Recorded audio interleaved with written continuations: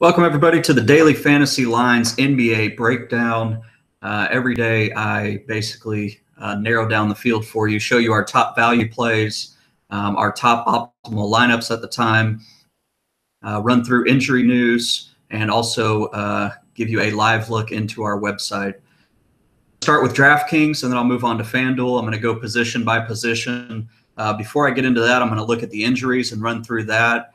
As of right now, Joel Embiid, Yusuf Nurkic, Jan Mahimi, DeLon Wright, Alan Crabb, Tyreek Evans, and Lauri Markkanen are all questionable. There's quite a few probable and doubtful tags. We have 11 games tonight, so there's a lot to get to.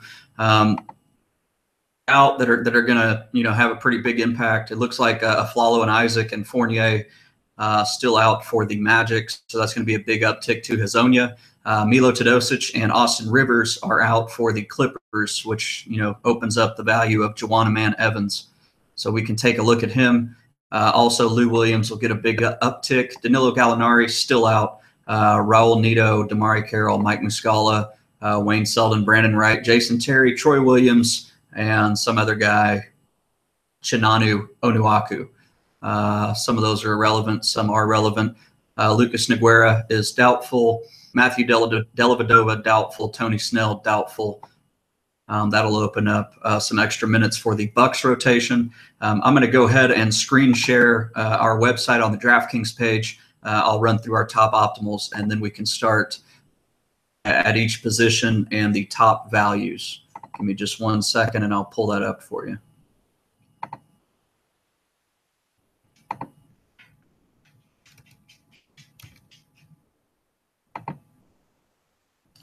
All right. What you see right now are the top projected DraftKings lineups. 274.12 is the highest projected. You're seeing Juwan Evans. For those that aren't familiar with him, he is basically the only point guard left for the Clippers. Lou Williams, again, it's the same situation. Him and Evans for 10.6K, you're basically getting the entire backcourt for the majority of the game. At 3K, you can't go wrong. I believe he played 25 minutes last time out, and that's a lot of playing time for a guy at 3K. And Rivers was only out for half of the game, so I fully expect that to kind of boost him at 3K. He could probably play 30 minutes. And at 30 minutes at $3,000, you're pretty much guaranteed 20 fantasy points. Rondé Hollis-Jefferson, he's been on fire. I like him a little bit more if Crabb is out, but he is a solid play at 5.8K. I'm not a big Chandler Parsons fan, but the injuries for the Grizzlies with Tyreek Evans firmly put him in play. Jonas Valanciunas, also, not a huge fan of that situation, but with Nogueira, doubtful. There's plenty of minutes in that front court. Dinwiddie's been on absolute fire, 6.4K. We haven't seen his price rise up at all, and that makes him a strong value again. DeMarcus Cousins with Anthony Davis coming back last game, it looks like his price has dropped. And we've played him pretty much all season on DraftKings as he's been underpriced. And even though he does have, an ejection or foul trouble here and there, as a whole at 10.8K, I like playing him. DeAndre Jordan coming off a huge game. The usage there is to go around with guys like Griffin, Gallinari, and now Austin Rivers out is just insane. They should run a lot through him, and he should have a ton of extra usage, which means more assists, which is something he's not accustomed to getting. Sam Decker, James Johnson. I do really like James Johnson tonight. Jermichael Green, I probably won't go there. Not a big fan of him. And that's pretty much it. You see a Joe Harris sighting here with the Nets injuries. I'm going to look at the top point guard values, and then I'll move on. Ask your questions in the chat on the right-hand side of the YouTube page, and I will also get to those. The top point guard value, like we mentioned, is Juwan Evans. I'm seeing, has the Porzingis rant already happened? No, it hasn't. I'll get to that at the end. FD, where you only have one center, who would you likely play? Ty, I'll get to that when I get over to FanDuel. Lock on FD Mass. I'll also get to that as I move over to FanDuel. Top point guard values for DraftKings: Juwan Evans, Lou Williams, Spencer Dinwiddie. I really don't think you have to go much past these three. You can really tighten this up on a big slate, and it'll help you narrow down your pool, help you build your tournament lineups. Even on a GPP, I like to narrow my field down and just lock in on a few guys. Jawan Evans and Lou Williams are two guys that I would consider locking on DraftKings because they're so underpriced. Dinwiddie also falls into that conversation. Second tier values, CJ McCollum, Damian Lillard, Chris Paul, Chris Dunn, Russell Westbrook, Kyle Lowry. Again, the goal of this podcast, this video, is to help you narrow down on a few players at each position. So I'm going to talk about the top 3 or 4 and then move on, especially on a larger slate. If you do have additional questions, I'll get to those in the chat. Shooting guards, Joe Harris is the top value, 3.7K. The upside's not very big. The matchup isn't great, but you have to like his floor at that price point, especially if Allen Crabbe gets ruled out. Allen Crabbe is the next value. After watching him last night, I don't think we can comfortably roster him in cash. It's just not in the cards because I can't imagine he was 100% and played 36 minutes and had that poor of an outing. I just don't think that that's a possibility. Lou Williams, we've already talked about him. Spencer Dinwiddie. LeVert is very interesting at 5.2K, especially if Allen Crabbe gets ruled out. The fact that Crabbe is even questionable again leads me to believe he's going to sit on a back-to-back. So LeVert is really at the top of my list as far as secondary values.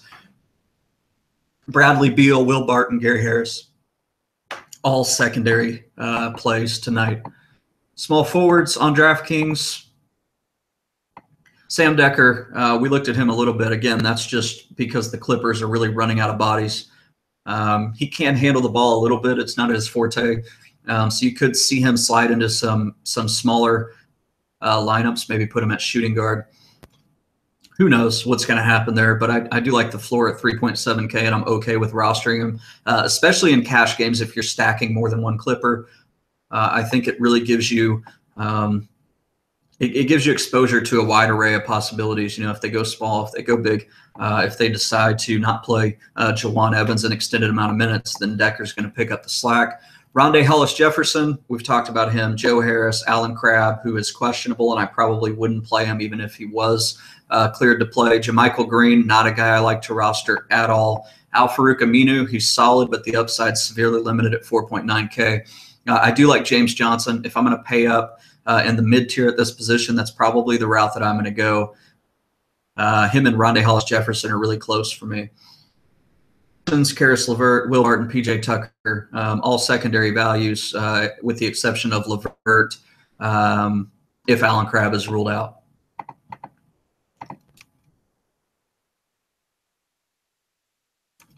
I'm not on Gary Harris on DraftKings, Ty. I see your question in the chat.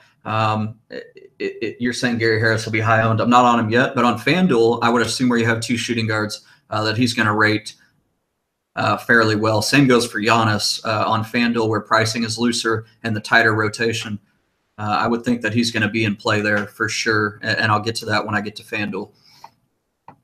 We already looked at small forwards. Let's take a look at power forwards. Here we go. It's a lot of the same guys as they pretty much all have small forward eligibility as well. Sam Decker, Rondé Hollis-Jefferson, JaMychal Green, Al-Farouq Aminu, James Johnson, Kelly Olynyk, Chandler Parsons, DeMarcus Cousins, 10.8K, probably my favorite stud on DraftKings tonight. Really have to do that, but there is enough value to fit him in. If you want to go with upper mid-tier guys, you can go that route as well. And I would just use the optimizer and sort by projection and see who the top tier, the top upper mid-tier plays are tonight. At the center position, Valanciunas and DeAndre Jordan really top the list. I love DeAndre Jordan tonight against Washington. I think he's going to have a big game. I think he's going to play huge minutes. The only worry there is if they can keep the game close. The spread is 10 right now, and it's in Washington, so that's something to keep an eye on. Jawan Evans is safe from that blowout potential, as is Sam Decker. However, DeAndre Jordan and Lou Williams are not safe from that risk, so that's something to keep an eye on. That's a really high price tag for him, though I do like the matchup. Marc Gasol, he just doesn't look like he wants to be there. He's made some comments to the press about being traded, and it doesn't seem like he really wants to be in Memphis much longer with everybody hurt. Miles Turner, Clint Capella, DeMarcus Cousins, all the guys that we've talked about, Capella, Anderson, Turner, these guys are secondary values and not anyone that you really want to look at in cash games. Now let's move over to FanDuel, and I'll answer all the FanDuel questions you guys asked about locks. If you're doing a mass GPP, one center, who would you likely play? And we'll take a look at all that right now. Again, I'm not going to go very in-depth. I just like talking about the top options. That's the glory of having an optimizer and player projections, is you don't have to sit there and break down every player from an entire 11-game slate. It'll narrow it down for you and help you start building. Let's look at the top 5 lineups here on FanDuel.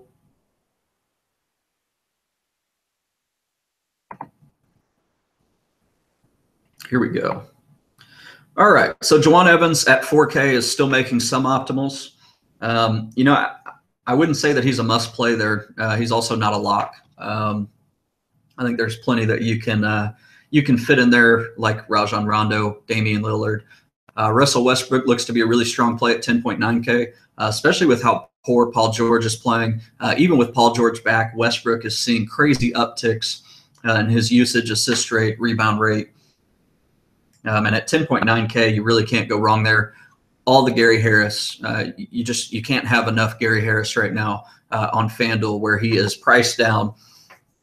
It looks like Barton is probable. Jokic also probable. I feel like I saw something different earlier today, unless that just recently changed. Looks like Tristan Thompson is expected to play Saturday. That doesn't really matter right now. Yeah, even with Barton and Jokic coming back, I'm really comfortable with Gary Harris at that price point at 6.4K. I don't think any news has changed, but I really didn't think they were both probable. So I'll have to get back to you guys on that. Dion Waiters was atrocious last night. Continues. He has a really high usage rate. He plays a fair amount of minutes, especially right now. And it looks like Tyler Johnson's actually playing tonight, but that's probably not going to push me off of considering Waiters. I obviously do like Gary Harris more, and I'd probably try to get CJ McCollum if I could, or Will Barton in the second shooting guard spot. Joe Harris, our optimizer, believes that he's a lock. He's really not, especially if you're doing tournaments. I don't consider him a lock, but he is someone that I'm fine with building around in cash games because he's allowing a lot of big names like Giannis and Westbrook. And that small forward position, we'll get to it in a second, but I assume it's pretty weak, which is why Joe Harris at 3.5K makes a lot of sense. Obviously, he'll make more sense if Allen Crabbe gets ruled out. Giannis Antetokounmpo, we talked about this yesterday. For those that missed it, with Tony Snell out, they're running a really tight rotation. Giannis is getting more minutes. Also, you've got Dellavedova doubtful, and Jason Terry is out. So there's really just nobody else to handle the ball, which means Giannis Antetokounmpo plays huge minutes. And his defensive stats really shine on FanDuel, where you get 3 points for all blocks and rebounds. Do I think Bam will have more ownership on FD? Yeah, absolutely. That's a question from the chat. For those that aren't logged into Google on YouTube, if you have any Gmail account, just log in and you can ask all your questions in the chat on the right-hand side, and I'll get to those in live time like I am with Ty and Keith at the moment. But, yeah, Bam Adebayo, I mean, he's not a great value, but at 4K, the opportunity cost really comes into play here. Centers are naturally overpriced on FanDuel. As you can see, the next best guy is Marc Gasol, who I'm really not comfortable with playing right now. James Johnson is a great play tonight. I really like him at 6.2K. He's one of my favorite plays on the slate, especially on FanDuel. Do we really trust Anthony Davis? My answer is probably not. His projection is only 52 at 11.1K, not something that we're really looking at. Kelly Olynyk, 5.4K. I have no issue rostering 2 Heat front court players, or even 3 in this case, as they're getting a big uptick in minutes. But let's go ahead and look at the point guard values over on FanDuel.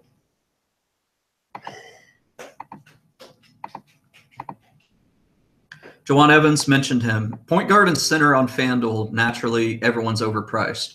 Juwan Evans really, honestly, is a little bit overpriced, just like everybody else. But at 4K, it opens up a lot.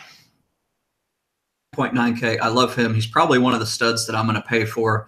And I do really like Rajon Rondo against Denver. Andrew Harrison, I don't really want to go there again. I know he had a decent game recently, but I don't think that's going to continue. Damian Lillard, Spencer Dinwiddie. Dinwiddie just went off, and it looks like his price went down. I think he was 7.7K on FanDuel. The matchup isn't ideal against Kyle Lowry. There's also some blowout risk there. But I do like the way Dinwiddie's been playing, and his minutes floor is extremely high for 7.3K. So you can definitely go that route. Yes, Ty, to answer your question, I do think it's okay to go James Johnson and Bam in cash on FanDuel. Gary Harris, like we talked about, even with Barton and Jokic likely coming back, 6.4K is a reasonable price tag, and he's playing against a weak defensive team that loves to play at a fast pace. Dion Waiters, I'm okay with playing him, but like I said, I'd rather get to guys like LeVert, McCollum, Barton. Really not 100% confident in Waiters. He's hit or miss as a whole, and he can sink your lineup like he did last night. Ginobili, Jeremy Lamb. I'm not really overly interested in any of those guys. I think they're priced rather appropriate. All forwards, Joe Harris, Alan Crabb. Alan Crabb again. There's likely something bothering him for him to play that poorly, and that's also why he's questionable again. Sam Decker, I do like him for salary relief, but I prefer Joe Harris in this situation. Chandler Parsons, PJ Tucker, Bojan Bogdanovic. Bogdanovic is interesting. He's been playing big minutes as of late. I didn't see his minutes last night, but I know he had a decent output.